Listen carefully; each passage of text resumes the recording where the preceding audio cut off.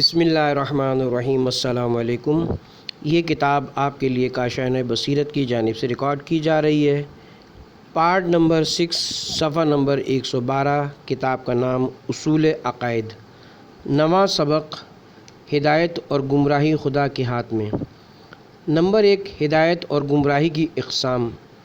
एक मुसाफिर आपके पास एक एड्रेस लेकर आता है और आपसे रहनुमाई का तलबगार है। आपके पास इसकी रहनुमाई के 2 तरीक़े हैं। अव्वल, आप इसके हमरा रवाना होते हैं और तमाम तर नेकी व हुस्न सलूक के साथ इसे इसकी मतलूबा जगह तक पहुंचाकर वापस आ जाते हैं। दोम, आप हाथ के इशारे या मुख्तलिफ़ निशानियों के ज़रिए इसे मतलूबा जगह की तरफ रहनुमाई करते हैं। बेशक आपने दोनों सूरतों में इसको हिदायत की है ताकि वो अपनी मतलूबा जगह तक पहुँच सके, लेकिन इन दोनों में एक फ़र्क वाज़ेह है। दूसरा तरीक़ा सिर्फ़ आरायतन तरीक़ यानी रास्ते का दिखाना है, जबकि पहला तरीक़ा इसाल ब मतलूब यानी मतलूबा जगह या शख्स तक पहुँचाना है। कुरान मजीद और इस्लामी रिवायत में हिदायत की इन दोनों मायने का ज़िक्र किया गया है। एक और एतबार से कभी हिदायत सिर्फ़ तशरीह जुनबा की हामिल होती है, यानी मुख्तलिफ़ क़वानीन और दस्तूरात के नतीजे में वाक़ होती है, और कभी तकवीनी जुनबा इसमें कार फरमा होता है, यानी खिलकत की राहों से हिदायत की जाती है। जैसे एक इंसान कामिल बनने की तरफ एक नुतफ़े के मराहिल में हिदायत, ये दोनों मायने जुम्बा तशरीह और जुम्बा तकवीनी भी कुरान मजीद और रिवायत इस्लामी में ज़िक्र हुए हैं। अब जबकि हिदायत की इक़साम वाज़ेह हो चुकी है तो असल मतलब को शुरू करते हैं। याद रहे कि हिदायत के मुकाबले में गुमराही है। हम बहुत सी आयात में पढ़ते हैं कि हिदायत और गुमराही खुदा के काम है। बिलाशुबा इरायतन तरीक़ का ताल्लुक़ खुदा से ही, क्योंकि इसने अपने नुमाइंदे पैगम्बरान भेजे और आसमानी कुतुब को नाजिल किया ताकि वो इंसानों की सही रास्ते की तरफ रहनुमाई करें। लेकिन जहाँ तक ज़बरदस्ती ईसाल इलल मतलूब या जबरन सही मकसद तक हाथ पकड़ कर पहुँचाने का ताल्लुक़ है, तो ये चीज़ यकीनन इरादा व इख्तियार की आज़ादी के ख़िलाफ़ है। लेकिन चूँकि खुदावंद आलम ने मंजिल मकसूद तक पहुँचाने की तमाम क़ुव्वतें हमारे हवाले कर दी हैं, और वही वो ज़ात है कि जो हमें इस चीज़ की तौफ़ीक भी देती है, लिहाजा हिदायत का दूसरा मायने भी खुदावंद मुताल की तरफ से है, यानी तमाम असबाब और मुक़द्दमात को इंसान के इख्तियार में दे दिया गया, गोया इसे मंजिल मकसूद पर हाथ से पकड़ कर पहुँचा दिया गया है। नंबर 2, एक अहम सवाल यह है कि हम कुरानी आयात में पढ़ते हैं कि खुदा जिसे चाहे हिदायत करता है और जिसे चाहे गुमराह कर देता है।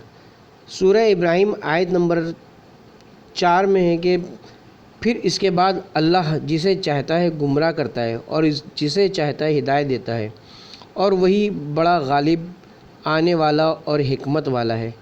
बाज़ सादा अफराद कुरान की दूसरी आयत और इन आयत की तफसीर को देखे बग़ैर फ़ौरन ये सवाल करते हैं कि खुदा जिसे चाहे हिदायत दे और जिसे चाहे गुमराह कर दे, ये कैसे हो सकता है? बस हमने क्या गुनाह किया है कि खुदा हमें बिला वजह गुमराह कर दे? लिहाजा ज़रूरी है कि हमेशा आयत कुरान का तज्ज़िया व तफसीर करते वक्त इनका दूसरी आयत से बाहमी राब्ता मद्देनज़र रखना चाहिए ताकि इनके असली व हकीकी मफ़हूम को समझा जा सके।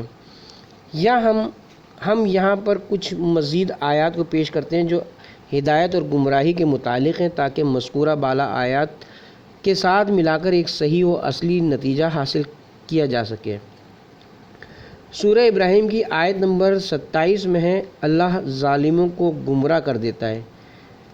सूरह गाफिर की आयत नंबर 34 में है, इस तरह अल्लाह इन लोगों को गुमराह कर देता है जो तजावुज़ करने वाले और शक करने वाले होते हैं। सूरह अनकबूत की आयत नंबर 69 में है, और जो हमारी राह में जिहाद करते हैं हम इन्हें ज़रूर अपने रास्ते की हिदायत करेंगे। जैसा कि हम मुशाहिदा कर रहे हैं कि खुदा की मशीयत और इरादा बिला वजह नहीं है। ना तो खुदा किसी को बिला वजह हिदायत देता है और ना ही किसी को बग़ैर किसी वजह के गुमराह करता है और इससे तौफ़ीक़ात को सल्ब कर लेता है। वो लोग जो इसकी राह में जिहाद करते हैं, जंग की मुश्किलात को बर्दाश्त करते हैं, نفسانی خواہشات کا مقابلہ کرتے ہیں اور خدا کے دشمنوں کے خلاف ثابت قدم رہتے ہیں۔ خدا نے ان کو ہدایت کرنے کا وعدہ فرمایا ہے اور یہ وعدہ عدالت کے عین مطابق ہے، لیکن وہ لوگ جو ظلم و ستم کی بنیاد رکھتے ہیں اور ہمیشہ تجاوز، شک، تردد اور شیطانی وسوسے کو لوگوں کے دلوں میں پیدا کرنے کی کوشش میں لگے رہتے ہیں، خداوند عالم ان سے ہدایت کی توفیق چھین لیتا ہے اور ان کے ان برے اعمال کی وجہ سے ان کے دل تاریک ہو جاتے ہیں، جس کی وجہ سے وہ سعادت کی منازل تک پہنچنے سے قاصر رہتے ہیں، اور خدا کی طرف سے گمراہ کر دینے کا مطلب یہی ہے، یعنی پروردگار ہمارے برے اعمال کا نتیجہ خود ہمارے اختیار میں دے دیتا ہے، اور یہ بھی عین عدالت ہے۔ نمبر 3، خدا کا ازلی علم گناہ کرنے کی وجہ ہے۔ جبر و اختیار کی بحث میں آخری بات کہ جس کا ذکر ضروری ہے وہ یہ ہے کہ بعض عقیدہ جبر رکھنے والے افراد نے اپنے گناہوں کی پردہ پوشی کرنے کے لیے خدا کے علم ازلی کو بطور بہانہ پیش کیا ہے۔ وہ کہتے ہیں، کیا خدا جانتا ہے کہ فلاں شخص فلاں وقت کسی دوسرے شخص کو قتل کر دے گا یا شراب پینے کا ارتکاب کرے گا، اور ہم کہیں کہ خدا نہیں جانتا تھا تو ہم خدا کے علم کا انکار کرتے ہیں، اور اگر کہیں کہ جانتا تھا تو ضروری ہے کہ اس کام کو اگرچہ برا ہی ہو انجام دیا جائے تاکہ خدا کے علم میں کوئی نقص لازم نہ آئے۔ لہٰذا علم خدا کے صحیح اور سچا ہونے کے لیے ضروری کہ گناہ گار مجبوراً گناہ کو انجام دیں اور اطاعت گزار مجبوراً اس کی اطاعت کریں۔ لیکن اس قسم کے افراد جو کہ اپنے گناہوں اور خطاؤں پر پردہ ڈالنے کے لیے اس قسم کے بہانے تلاش کرتے ہیں، اس حقیقت سے غافل ہوتے ہیں کہ ہم کہتے ہیں خدا روز اول سے ہی جانتا ہے کہ ہم اپنے ارادے، اختیار اور طبیعت کی میلان کی وجہ سے اطاعت یا گناہ کریں گے، یعنی ہمارا اختیار اور ارادہ بھی خدا کے علم میں ہے۔ پس اگر ہم مجبور ہوں تو خدا کا علم جہالت میں تبدیل ہو جائے گا۔ اس بات کو مزید واضح کرنے کے لیے ہم کچھ مثالیں پیش کرتے ہیں۔ فرض کریں کہ ایک استاد کو اس بات کا علم ہے کہ اس کی کلاس کا فلاں شاگرد اپنی سستی اور نالائقی کی وجہ سے فیل ہو جائے گا۔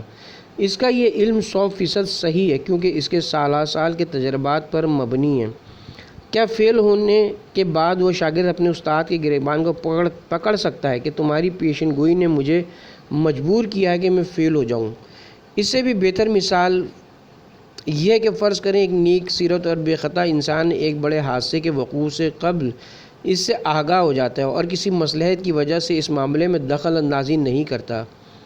کیا اس نیک سیرت شخص کا علم اس مجرم کے جرم اور ذمہ داری کو ختم کر دے گا اور اس مجرم کو جرم کرنے کے لیے مجبور کرے گا؟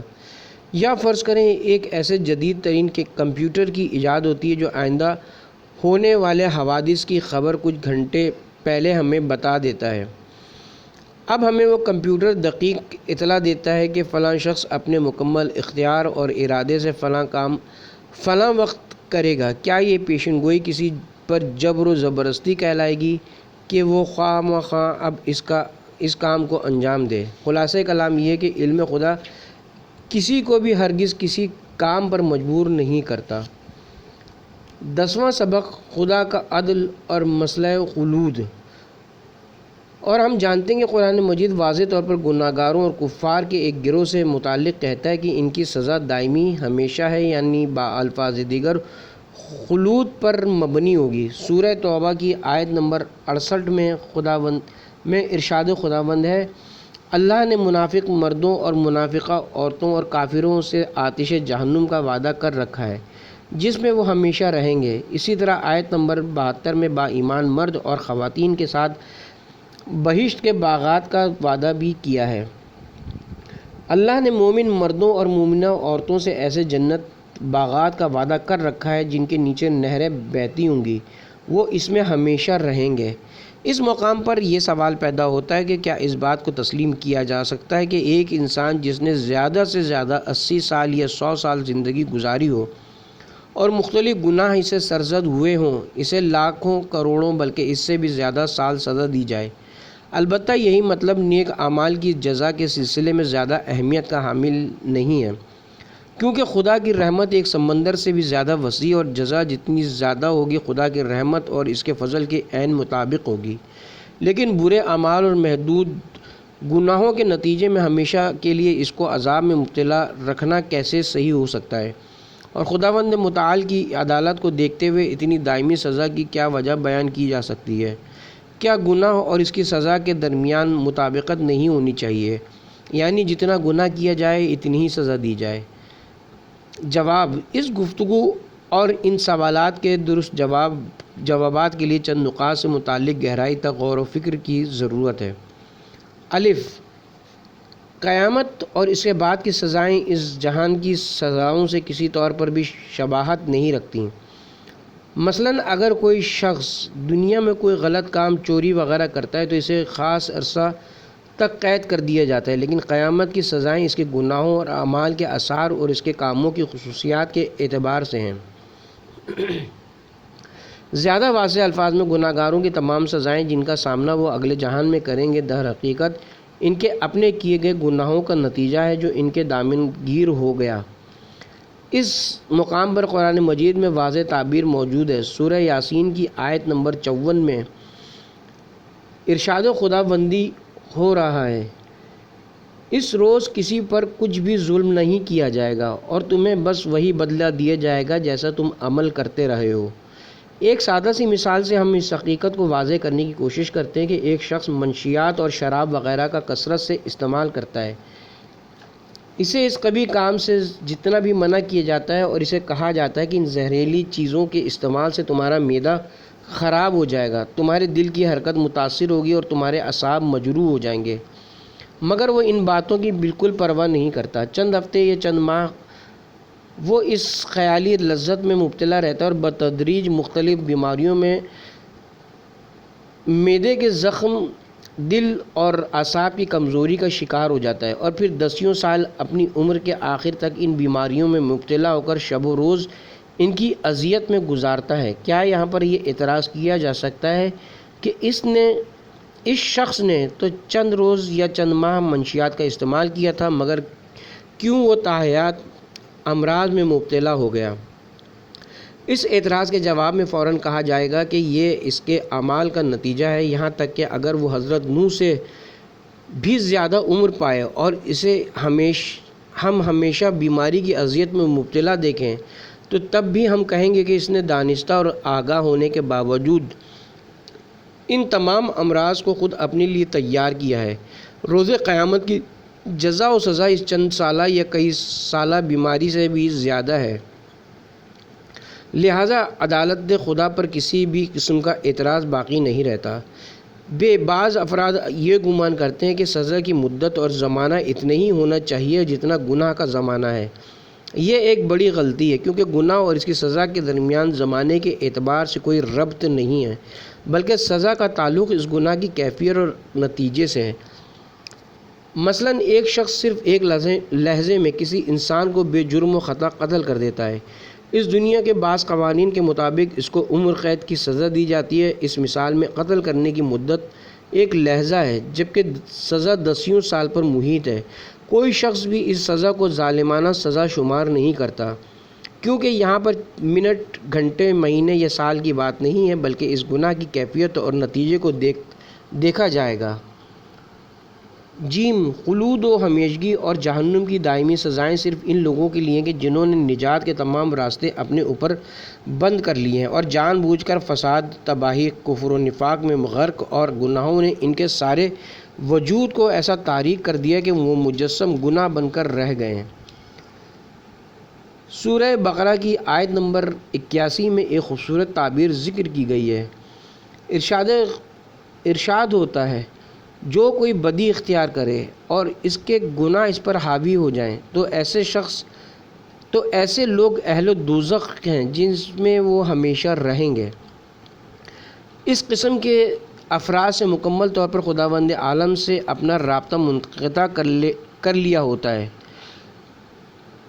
اور نجات کے تمام راستے اپنے اوپر بند کر لیے ہوتے ہیں۔ گویا ان افراد کی مثال اس پرندے کی ہے جو اپنے پروں کو توڑ کر آگ لگا دے اور ہمیشہ کے لیے آسمان کی طرف پرواز کرنے سے محروم رہے اور زمین پر رہنے پر مجبور ہو جائے۔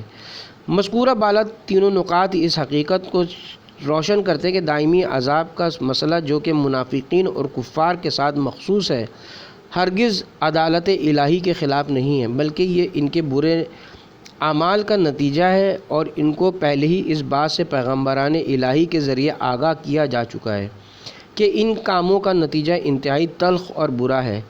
اگر یہ افراد جاہل ہوں، انبیاء کی دعوت ان تک نہ پہنچی ہو اور انہوں نے جہالت اور نادانی کی بنیاد پر ان اعمال کا ارتکاب کیا ہو، تو یقیناً وہ اس سزا کے مستحق نہیں ہوں گے۔ اس بات کا ذکر بھی ضروری ہے کہ آیات قرآنی اور روایت اسلامی سے معلوم ہوتا ہے کہ رحمت الہی کا سمندر اس قدر بڑا اور وسیع ہے کہ خطا کاروں کے بہت بڑے بڑے گروہ اس سے فائدہ اٹھاتے ہوئے بخشے جائیں گے۔ کچھ گروہ شفاعت کے ذریعے، کچھ گروہ معافی کے ذریعے، اور کچھ گروہ معمولی نیکی کر کے خدا کے فضل سے کثیر اجر پا کر بخشے جائیں گے، اور کچھ گروہ ایک مدت تک دوزخ میں اپنے برے اعمال کی سزا پا کر اور الہی بھٹی سے گزر کر پاک و صاف ہو کر رحمت اور نعمات الہی سے بہرہ مند ہوں گے۔ صرف ایک گروہ جہنم میں ہمیشہ کے لیے باقی رہ جائے گا، اور وہ گروہ حق کے خلاف اپنی دشمنی اور لجاجت، ظلم و فساد اور بے حد منافقت کی وجہ سے سرتپا کفر اور بے ایمانی کے گہرے اندھیروں میں ڈوبا ہوا ہے۔ نبوت۔ پہلا سبق، ہمیں رہبران الہی کی احتیاج۔ ہمارے علم و دانش کا محدود ہونا ممکن ہے۔ بعض افراد یہ سوچیں کہ کیا اصولی طور پر ہماری رہنمائی کے لیے خدا کی طرف سے انبیاء کا مبعوث ہونا ضروری ہے؟ کیا ہماری عقل و فہم حقائق کا ادراک کرنے کے لیے کافی ہے؟ نہیں ہے۔ کیا انسان کی علمی ترقی پوشیدہ رازوں تک پہنچنے اور تمام حقائق کو واضح کرنے کے لیے اس کی مددگار نہیں ہے؟ اور پھر وہ چیزیں جو انبیاء ہمارے لیے لے کر آئے ہیں، وہ دو حال سے خارج نہیں ہیں۔ یا تو ہماری عقل ان کو بخوبی درک کر سکتی ہے، یا اس کے برعکس ہماری عقل ان کے ادراک سے قاصر ہے۔ پہلی صورت میں ہم انبیاء کی زحمت کے محتاج نہیں ہیں، جبکہ دوسری صورت میں ہم ان چیزوں، اصول و قواعد کو کیوں قبول کریں جو ہماری عقل و خرد کے ہی خلاف ہیں؟ بالفاظ دیگر، کیا یہ درست ہے کہ انسان اپنے آپ کو دوسرے کے اختیار میں دے دے اور ان کے احکامات و ارشادات کو بغیر کسی چوں چرا کے قبول کر لے؟ کیا انبیاء ہماری ہی طرح انسان نہیں ہیں؟ ہم اپنے آپ کو کیسے اپنی طرح کے انسانوں کے حوالے کر سکتے ہیں؟ جوابات۔ چند نکات کی طرف متوجہ ہونے سے ان تمام سوالات کے جواب اور انسانی نظام میں زندگی میں انبیاء کا مقام واضح ہو جائے گا۔ نمبر ایک، ہمیں معلوم ہونا چاہیے کہ ہمارا علم و شعور انتہائی محدود ہے، اور اس تمام تر علمی ترقی اور وسعت کے باوجود جو کہ بشر کو نصیب ہوئی، آج ہم جو کچھ بھی جانتے ہیں اس کے مقابلے میں وہ اشیاء کے جن کا ہمیں علم نہیں ہے۔ ایسے ہی ہے جیسے پانی کا ایک قطرہ دریا کے مقابلے میں، ایک تنکا پہاڑ کے مقابلے میں۔ یہ بعض عظیم دانش مندوں کے کہنے کے مطابق آج ہم جتنا بھی علم رکھتے ہیں وہ اس کائنات کے تمام علم کے مقابلے میں الف بے شمار ہو سکتا ہے، یا یوں کہیں گے کہ حقیقت یہ ہے کہ ہماری عقل و شعور اور فیصلے کی جگہ ایک انتہائی محدود سی ہے کہ جسے علم و دانش کی شعاعوں نے روشن کیا ہے۔ ہم اس کے علاوہ کچھ بھی نہیں جانتے۔ انبیاء تشریف لائے اور ہماری ضرورت اور حاجات کے مطابق ہماری عقل و شعور کی اس وسیع جگہ کو منور کیا۔ در حقیقت ہماری عقل ایک طاقتور روشنی پھیلانے والی چیز کی مانند ہے، لیکن انبیاء اور الہی پیغامات ایک ایسے خورشید کی مانند ہیں جو تمام کائنات کو روشن کیے ہوئے ہے۔ کیا کوئی ایسا شخص ہے جو یہ دعویٰ کر سکے کہ چونکہ میں خود روشنی پھیلانے والی طاقتور چیز رکھتا ہوں لہٰذا سورج کا محتاج نہیں ہوں؟ زیادہ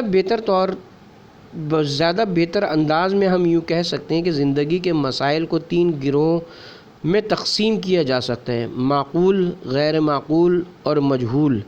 انبیاء کبھی بھی غیر معقول بات، یعنی ایسی چیز جو عقل و خرد کے خلاف ہو، نہیں کہتے، اور اگر کوئی ایسی بات کہیں تو وہ پیغمبر نہیں ہے۔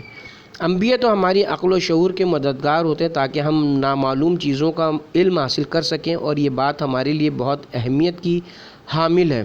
لہٰذا وہ افراد جو زمانہ ماضی میں کہتے تھے کہ عقل و خرد کے ہوتے ہوئے انبیاء کی ضرورت نہیں ہے، جیسے برہمن لوگ جو کہ ہندوستان اور بعض دیگر علاقوں میں رہتے ہیں، یا وہ لوگ جو آج یہ کہتے ہیں کہ اس تمام علمی ترقی اور کامیابیوں کے بعد انسان انبیاء اور ان کی تعلیمات کا محتاج نہیں ہے، تو وہ نہ انسان کے علم و دانش کی وسعت کو جانتے ہیں اور نہ انبیاء کی رسالت کا ادراک رکھتے ہیں۔ یہ لوگ ایسے ہی ہیں جیسے ایک بچہ پہلی کلاس میں ایک ہی سبق پڑھنے کے بعد یہ کہے کہ میں اب تمام چیزوں کو جانتا ہوں اور مجھے کسی معلم یا استاد کی ضرورت نہیں ہے۔ کیا یہ دعویٰ بے اساس نہیں ہے؟ انبیاء تو صرف معلم ہی نہیں، ان کی رہبری کا مسئلہ ایک الگ بحث کا متقاضی ہے جسے ہم بعد میں تفصیل کے ساتھ ذکر کریں گے۔ نمبر 2، کوئی بھی شخص یہ نہیں کہتا کہ انسان اپنے آپ کو اپنے تمام تر اختیارات اور وجود کے ساتھ اپنے ہی جیسے کسی شخص کے حوالے کر دے۔ بحث یہ کہ انبیاء، جیسا کہ ہم بعد میں ثابت کریں گے، کہ وہ وحی آسمانی کے ساتھ یعنی خداوند متعال کے لامحدود علم کے ساتھ رابطہ رکھتے ہیں، اور ہمیں چاہیے کہ ہم قطعی دلائل کے ساتھ ان کے خدا کے ساتھ رابطے کو پہچانیں، کہ جس کے نتیجے میں ہم نہ صرف ان انبیاء الہی کی باتوں کو قبول کریں گے بلکہ ان کی تعلیمات پر دل و جان سے عمل بھی کریں گے۔ اگر ہم ایک ماہر اور حاذق طبیب کے نسخے پر عمل کریں تو کیا ہم نے کوئی غلط کام کیا؟ انبیاء ہمارے بہت بڑے روحانی طبیب ہیں۔ اگر ہم اپنے معلم اور اساتذہ کے درس کو جو ہماری عقل و فکر کے مطابق قبول کر لیں تو کیا یہ ایک غلط فعل ہے؟ انبیاء انسانیت کے سب سے بڑے معلم ہیں۔ بہتر یہ کہ ہم ان دلائل سے متعلق گفتگو کریں کہ جو خدا کی طرف سے انبیاء کی بعثت کو ضروری قرار دیتے ہیں۔ ہمارے پاس 3 ایسی روشن دلیلیں ہیں کہ جن سے ثابت ہوتا ہے کہ ہم انبیاء کے رہنمائی کے محتاج ہیں۔ تعلیم کے اعتبار سے احتیاج۔ اگر ہم نور کی ایک خیالی اور افسانوی سواری پر سوار ہوں اور ہر ایک سیکنڈ میں 30 لاکھ کلومیٹر یا 50,000 فرسخ کی رفتار سے اس لامحدود کائنات کی سیر کریں، کسی شک اور تردد کے بغیر ہمیں حضرت نوح کی عمر جیسی ہزاروں عمریں درکار ہونا چاہیے تاکہ ہم اس عظیم کائنات کے کسی ایک گوشے کا نظارہ کر سکیں۔ یہ کائنات اپنی ان تمام حیرت اور سحر انگیز وسعتوں کے ساتھ یقیناً بے مقصد نہیں بنائی گئی ہے، اور جیسا کہ ہم خدا شناسی کے اسباب میں جان چکے ہیں کہ اس کائنات کا کوئی بھی فائدہ یا نفع خدا کے لیے نہیں ہے، کیونکہ وہ ایک ایسا وجود ہے جو ہر نظر سے کامل و اکمل، بے نیاز، لامحدود اور ہر قسم کے نقص سے پاک ہے، اور اس نے اس کائنات اور انسان کو اس لیے نہیں بنایا کہ اپنے کسی نقص کو دور کرے۔ لہٰذا ہم یہ نتیجہ نکالتے ہیں کہ خدا کا ہدف یہ تھا کہ دوسروں پر اپنا جود و کرم کرے اور تمام موجودات کو کامل کرے، جیسے سورج کے جو ہم زمین والوں پر چمکتا ہے، حالانکہ وہ ہمارا محتاج نہیں ہے۔ سورج کی یہ روشنی صرف ہمارے فائدے کے لیے ہے، وگرنہ ہم سورج کے لیے کون سی خدمت انجام دے سکتے ہیں؟ کیا صرف ہماری معلومات رشد و تکامل کی راہ طے کرنے اور ایک انسان کامل کے مرحلے تک پہنچنے کے لیے کافی ہیں؟ ہم اس کائنات کے اسرار و رموز میں سے کتنے رازوں سے آگاہ ہیں؟ اصلاً زندگی کی حقیقت کیا ہے؟ یہ کائنات کب سے وجود میں آئی ہے؟ کوئی بھی شخص ان سوالات کے صحیح اور دقیق جوابات نہیں جانتا۔ یہ سب کچھ کب تک باقی رہے گا، اس کا جواب بھی کسی کے پاس نہیں ہے۔ اجتماعی اور اقتصادی زندگی کے حوالے سے ہر دانشور اپنا ایک الگ نظریہ رکھتا ہے۔ مثلاً ایک گروہ سرمایہ داری کا قائل ہے، جبکہ دوسرا گروہ سوشلزم اور کمیونزم کے نظریات کا حامی، اور تیسرا گروہ نہ پہلے کو قبول کرتا ہے اور نہ ہی دوسرے کو، اور دونوں گروہوں کے نظریات کو غلط قرار دیتا ہے۔ اسی طرح زندگی کے دیگر مسائل میں بھی دانشوروں کی آراء بہت زیادہ اور مختلف ہیں۔ انسان حیرت زدہ ہے کہ کون سا نظریہ اختیار کرے۔ اس مقام پر انصاف کا تقاضا یہ کہ اس بات کا اعتراف کیا جائے کہ خلقت کے اصلی اور حقیقی ہدف یعنی انسان کی تمام ابعاد میں پرورش، نمو اور تکامل تک پہنچنے کے لیے ایسی تعلیمات کی ضرورت ہے کہ جو صحیح، حقیقی اور ہر قسم کی خطاؤں سے پاک اور نفاق کے پاک اور زندگی کے حقائق کے مطابق ہوں۔ ایسی تعلیمات کے جو اس طویل راہ میں اصلی مقصد تک پہنچنے کے لیے انسان کی مددگار ثابت ہو سکیں۔ اور یہ سب کچھ صرف اور صرف علم خدا یعنی انبیاء کے ذریعے حاصل ہونے والی آسمانی وحی سے ہی ممکن ہے، اور اس سے یہ بھی معلوم ہوتا ہے کہ خدا کہ جس نے ہمیں ان راستوں کو طے کرنے کے لیے پیدا کیا ہے، ضروری ہے کہ ان کا علم اور معرفت بھی ہمیں عطا کرے۔ اجتماعی اور اخلاقی مسائل میں رہبری کی ضرورت۔ ہم جانتے ہیں کہ ہمارے وجود میں عقل و دانائی کے علاوہ ایک اور قوت بھی موجود ہے جس کا نام غرائز اور میلانات ہیں۔ غریزہ خود غرضی، غریزہ خود پسندی، غریزہ خشم و غضب، غریزہ شہوت اور اسی قسم کے دیگر میلانات اور رجحانات۔ بلا شک و شبہ اگر ہم اپنے ان غرائز کو بے مہار چھوڑ دیں تو ہماری عقل اور دانائی قید ہو جائے گی، اور انسان تاریخ کے ظالم اور جابر لوگوں کی طرح ایسے بھیڑیے کی شکل اختیار کر لے گا کہ جو ہر اعتبار سے جنگل کے بھیڑیوں سے بھی خطرناک تر ہے۔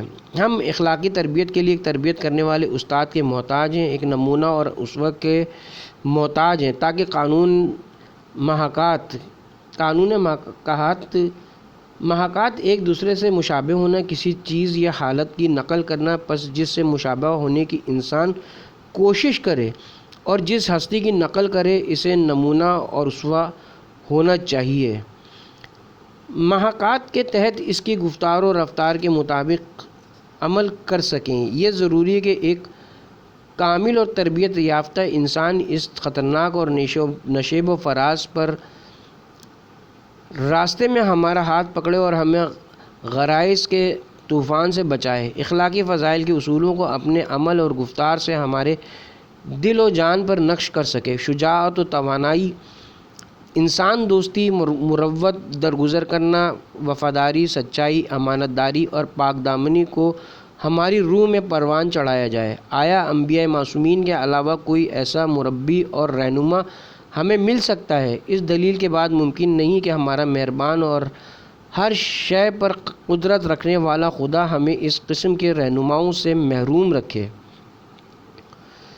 دوسرا سبق، اجتماعی قانون سازی کے لیے انبیاء کے وجود کی ضرورت۔ ہم گزشتہ سبق میں تعلیم اور تربیت کے حوالے سے وجود انبیاء کی ضرورت کے بارے میں جان چکے ہیں۔ اب ہم اجتماعی قوانین کے لیے انبیاء کے اہم کردار کے بارے میں بحث کریں گے۔ ہم جانتے ہیں کہ انسانوں کی زندگی کی سب سے بڑی خصوصیت کہ جو اس کی زندگی کے مختلف پہلوؤں میں نظر آتی ہے اور اس کی تمام تر ترقی کا باعث ہے، یہی مصروف اجتماعی زندگی ہے۔ بلا شک و تردد اگر انسان ایک دوسرے سے جدا زندگی گزارتے تو آج بھی اس کی فکری سطح اور تہذیب و تمدن پتھر کے زمانے کے انسان جیسی ہی ہوتی۔ جی ہاں، یہ اجتماعی تلاش اور کوشش کا نتیجہ ہی ہے کہ رسم و رواج اور تہذیب و تمدن کا چراغ روشن ہے، اور یہ اجتماعی کوشش کا ہی نتیجہ ہے کہ نئے نئے علمی انکشافات اور اختراعات ہمارے سامنے موجود ہیں۔ مثال کے طور پر اگر ہم چاند تک پہنچنے کے سفر کو دیکھیں تو یہ کام ایک یا چند بڑے دانش مندوں کی کوششوں کا نتیجہ نہیں ہے، بلکہ لاکھوں علماء اور دانش مندوں کے ہزاروں سال کے مطالعات، انکشافات اور تجربات کا نتیجہ ہے کہ انسان اس عظمت تک پہنچ سکا۔ یا اگر ایک انتہائی ماہر ڈاکٹر ہمارے زمانے میں ایک مردہ انسان کے قابل استفادہ دل کو نکال کر کسی دوسرے قریب المرگ انسان کے سینے میں لگا کر اسے حتمی موت سے ایک عرصے تک کے لیے بچا لیتا ہے، تو یہ ہزاروں بلکہ لاکھوں ڈاکٹروں، طبیبوں اور جراحوں کے طویل تجربات کا نتیجہ ہے کہ جو اساتذہ سے شاگرد در شاگرد منتقل ہوئے ہیں۔ لیکن ان تمام تر اچھائیوں اور برکات کے باوجود اجتماعی زندگی میں بہت سی مشکلات بھی حائل ہیں، اور وہ انسانوں کے باہمی منافع اور حقوق کا آپس میں متصادم ہونا اور نتیجے میں جنگ و جدل کا وجود میں آنا ہے۔ اس مقام پر ہمارے لیے قواعد و ضوابط، قوانین اور ایک منظم پروگرام کی ضرورت واضح ہو جاتی ہے۔ قوانین ہماری تین بڑی مشکلات کو حل کر سکتے ہیں۔ نمبر 1، اجتماع اور معاشرے کے حوالے سے ایک انسان کی ذمہ داریوں اور ایک فرد کے حوالے سے معاشرے کی ذمہ داریوں کو تو قوانین ہی واضح کرتے ہیں اور ان کی صلاحیتوں کو نکھارتے اور کوششوں کو مربوط کر رکھتے ہیں۔ نمبر 2، قانون ہی افراد کے اپنے وظائف کی انجام دہی پر ایک حد تک ضروری نگرانی کے لیے راہ ہموار کرتے ہیں۔ نمبر 3، قانونی مختلف افراد کو ایک دوسرے کے حقوق پامال کرنے سے روکتا ہے اور مختلف گروہوں کے آپس میں تصادم اور معاشرے کو ہرج و مرج سے بچاتا ہے، اور کسی بھی زیادتی کی صورت میں زیادتی کرنے والے کے لیے مناسب سزاؤں کا تعین کرتا ہے۔ بہترین قانون ساز کون ہے؟ اب ہمیں جاننا چاہیے کہ انسانی ضروریات کے مطابق بہترین قوانین کون بنا سکتا ہے۔ ایسے قوانین کے جو مندرجہ بالا تینوں اصولوں کے مطابق ہوں، یعنی نہ صرف افراد کی ذمہ داریوں کو معین کریں بلکہ فرد اور اجتماع کے حقوق کو بھی روشن کریں، اور نہ صرف ان کے تمام کاموں پر مکمل نگران ہوں بلکہ زیادتی کرنے والوں کا احتساب بھی کریں۔ ہم یہاں ایک سادہ سی مثال بیان کرتے ہیں۔ انسانی معاشرے کو ہم ایک بہت بڑی ٹرین اور قانون ساز ادارے کو اس کے انجن سے تشبیہ دیتے ہیں جو اس بہت بڑی ٹرین کو حرکت میں لاتا ہے۔ قانون ایک آہنی ریلوے لائن کی طرح ہے جو اس گاڑی کو اس کے اصلی ہدف تک پہنچانے کے لیے مددگار ثابت ہوتا ہے، یعنی ایک ایسا راستہ جو مختلف پیچ و خم اور نشیب و فراز سے گزرتا ہے۔ ایک ریلوے لائن کے لیے درج ذیل خصوصیات کا ہونا ضروری ہے۔ جس زمین سے گاڑی نے گزرنا ہو وہ اس کے بوجھ کو برداشت کر سکے۔ لائن کے دونوں خطوط کے درمیان انجن کے پہیوں کے فاصلے کے مطابق انتہائی دقیق اور مناسب فاصلے کا ہونا ضروری ہے۔ اسی طرح راستے میں آنے والوں غاروں کی دیواریں اور بلندی گاڑی کی بلندی کے مطابق ہوں۔ راستے کے نشیب و فراز اس قدر سخت اور زیادہ نہیں ہونے چاہیے کہ گاڑی کی بریکیں اور ان کا پریشر اس کا ساتھ نہ دے سکیں۔ اسی طرح پہاڑوں کے اطراف سے پتھروں کا گرنا، کھائیوں کے ان کناروں کا گرنا جہاں سے گاڑی گزرتی ہے، اور سیلاب کو مد نظر رکھنا ضروری ہے تاکہ گاڑی صحیح و سالم اس راستے کو طے کر سکے۔ اس مثال کے بعد ہم انسانی معاشرے کی بحث کی طرف لوٹتے ہیں۔ وہ قانون ساز جو چاہتا ہے کہ انسانوں کے لیے بہترین قانون بنائے، اس میں درج ذیل خصوصیات کا ہونا ضروری ہے۔ نمبر 1، نوع انسانی اور ان کی غرائز، مشکلات اور ضروریات کو مکمل طور پر جانتا ہو۔ نمبر 2، انسانوں کی تمام تر توانائی اور استعداد کو مد نظر رکھے اور ان کو نکھارنے کے لیے قوانین اجرا کرے۔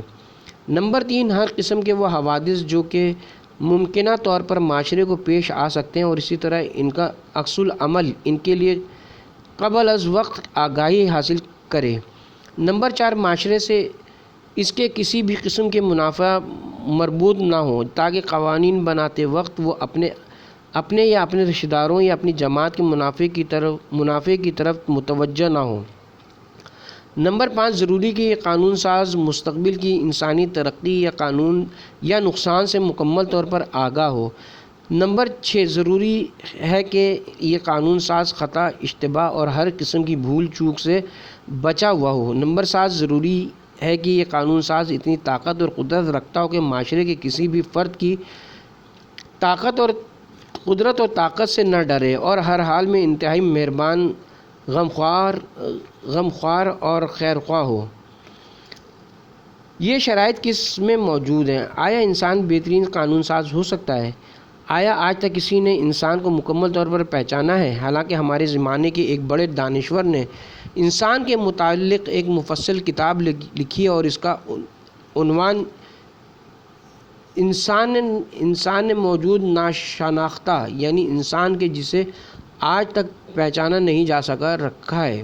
کیا انسانی روح، اس کے میلانات، غرائز اور اس کے لطیف جذبات کو مکمل طور پر پہچان لیا گیا ہے؟ کیا انسان کی جسمی اور روحی ضروریات کو خدا کے علاوہ کوئی ہستی جانتی ہے؟ کیا آپ عام انسانوں کے درمیان کسی ایسے شخص کو تلاش کر سکتے ہیں کہ جس کے اس معاشرے سے کسی بھی قسم کے فوائد منسلک نہ ہوں؟ کیا کوئی ایسا شخص جو ہر قسم کی خطا اور اشتباہ سے پاک اور انسان و معاشرے کے تمام مسائل اور احتیاجات سے مکمل آگاہ ہو؟ کیا آپ اسے ان عام انسانوں میں ڈھونڈ سکتے ہیں؟ لہٰذا خدا اور وہ شخص جو وحی کے ذریعے خدا سے ارتباط رکھتا ہو، ان کے علاوہ کوئی بھی شخص مکمل اور بہترین قانون ساز نہیں ہو سکتا۔ لہٰذا ہم اس نتیجے پر پہنچے ہیں کہ خدا نے جب انسان کو کمال کے تمام مراحل طے کرنے کے لیے پیدا کیا ہے تو ضروری ہے کہ وہ اس کی ہدایت کے لیے ایسے افراد کو مامور فرمائے جو تمام الہی و آسمانی قوانین کی تعلیم انسان کو دے سکیں اور جب انسان جان لیں گے کہ فلاں قانون خدا کا قانون ہے تو وہ زیادہ اعتماد اور اطمینان کے ساتھ اس پر عمل کر سکیں گے۔ بالفاظ دیگر یہ آگاہی اس بات کی ضامن ہے کہ ان قوانین پر زیادہ سے زیادہ عمل کیا جائے۔ توحید اور نبوت کے درمیان رابطہ، اس نقطے کی طرف متوجہ کرنا ضروری ہے کہ نظام خلقت بذات خود الہی پیغمبروں کے وجود اور ان کی رسالت پر ایک زندہ گواہ ہے۔ اگر ہم اس کائنات کے حیرت انگیز نظام پر ایک نظر ڈالیں تو ہمیں معلوم ہوگا کہ خدا نے تمام موجودات کی ضرورت کا اپنے لطف و کرم کے ساتھ خیال رکھا ہے۔ مثلاً اگر ہمیں دیکھنے کے لیے 2 آنکھیں دی ہیں تو ان کی حفاظت اور روشنی کو مناسب اور صحیح منعکس کرنے کے لیے پلکیں بھی عطا کی ہیں۔ آنکھوں کے گوشوں میں آنسو کے غدود پیدا کیے تاکہ ان کی سطح کو مرطوب رکھیں، کیونکہ آنکھوں کا خشک ہونا ان کے ختم ہونے کا باعث بنتا ہے، اور پھر آنکھوں کے اندر انتہائی باریک سوراخ بنائے تاکہ اضافی پانی کو ناک کے اندر گرا سکیں۔ اگر یہ باریک سوراخ نہ ہوتے تو وہ آنسوؤں کے مسلسل قطرے ہمارے چہرے پر بہتے رہتے۔ آنکھ کی پتلی کو اس قدر حساسیت عطا کی کہ وہ خود بخود تیز یا کمزور روشنی کے مقابلے میں تنگ و کشادہ ہو جاتی ہے تاکہ حسب ضرورت روشنی آنکھ میں پہنچے اور آنکھ کو نقصان نہ پہنچے۔ آنکھ کے دائرے کے اطراف میں ایسے مختلف عضلات بنائے کہ سر اور جسم کو حرکت دیے بغیر آسانی کے ساتھ آنکھ کو ہر طرف گھما کر دیکھا جا سکتا ہے۔ ایک ایسا خدا جو انسان کی ضروریات کا اس قدر خیال رکھتا ہے، کیا ممکن ہے کہ وہ انسان کو ایک ایسے معصوم اور قابل اطمینان رہبر اور رہنما سے محروم رکھے کہ جو خدا کی وحی سے رہنمائی حاصل کرتا ہو؟ مشہور و معروف فلسفی ابو علی سینا اپنی مشہور کتاب شفا میں تحریر فرماتے ہیں کہ انسان پلکوں، ابرو اور پاؤں کے درمیان خالی جگہ کا اتنا محتاج نہیں ہے کہ جتنا اپنی بقا اور کمالات کے حصول کے لیے انبیاء کی بعثت کا محتاج ہے۔ لہٰذا یہ ممکن نہیں ہے کہ خداوند متعال ایک ضروری چیز کو تو پیدا کرے لیکن اس سے زیادہ لازمی چیز کو پیدا نہ کرے۔